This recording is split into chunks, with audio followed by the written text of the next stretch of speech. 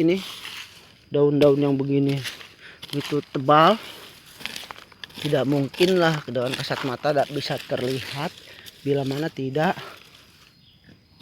memakai alat atau koret untuk mencari atau mengguar.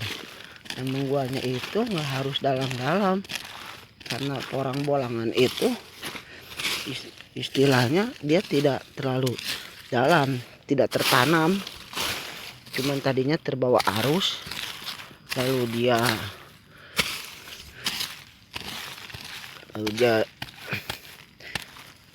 tersangkut di rerungkunan. Bolang biji katak ya, biji katak itu emang sulit, harus dipakai koret carinya, harus teliti. Nah seperti ini. Nah ini tadinya katak, mungkin katak atau bunga. Ini di musim kedua mungkin untuk dia, ini musim kedua dan ukurannya cukup lumayan. Dan ada lagi satu lagi ini. Nah ini lumayan, ukuran biji kelereng besar atau ukuran jempol kaki ya. Ini porang bolangan. Dan di sini bolangannya itu cukup sulit, harus dikoer atau dicongkel dengan koret atau dengan alat apa, karena dia baru bertunas tuh, baru bertunas, baru pada keluar tunas. Jadi untuk keluar pohon itu masih jarang, paling pohon keluar seperti ini nih, baru seperti ini. Nah jadi kalau nggak dibersihin dulu lokasinya atau tempatnya, nggak ketemu. Ini di bawah rerungkunan pohon awi, pohon bambu ya, pohon bambu, bawah rerungkunan pohon bambu, dan tunasnya baru segini. Nah ini tunasnya, kita congkel pakai koret. Tuh bijinya baru segede ini, ubinya. Nah ini porang. Ini proses ngebolang tuh emang sekarang masih cukup sulit, nggak harus, sepertinya nggak harus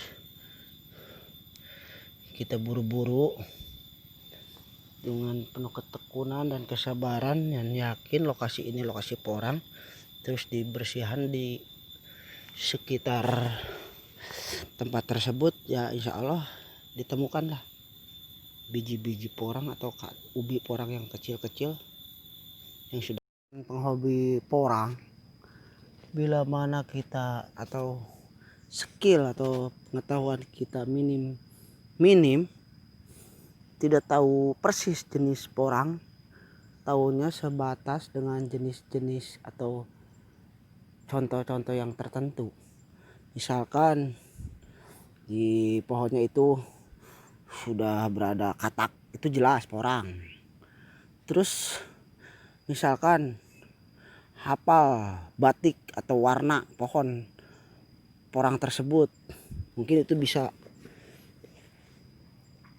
hafal atau bisa akurat lah. Tapi kalau ngebolang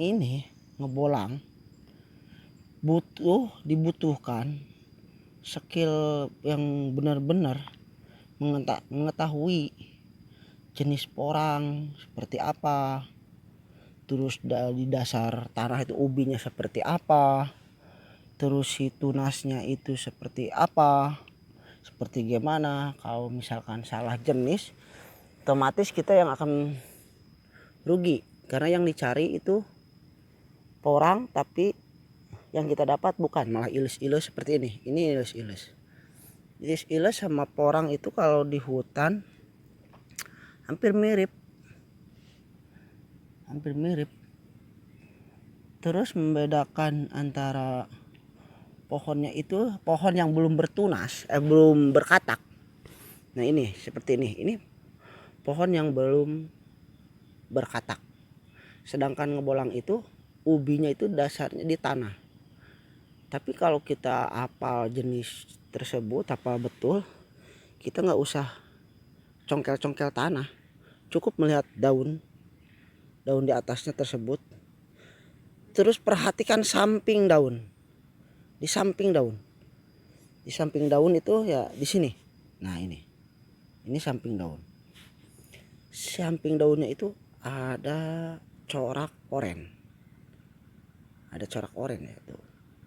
Ini sudah pasti jenis porang, walaupun dia belum mempunyai katak atau batikannya tidak jelas.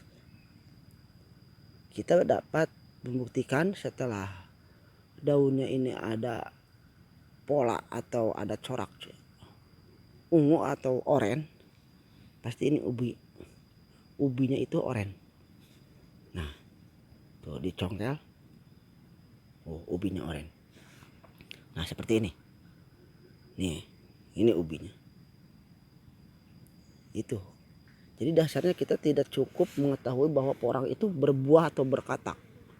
Kalau dasarnya semacam itu, otomatis kita banyak tidak tahu kalau ngebolang itu jenisnya seperti apa, lokasinya di mana, tuh cara pengambilannya bagaimana, gitulah.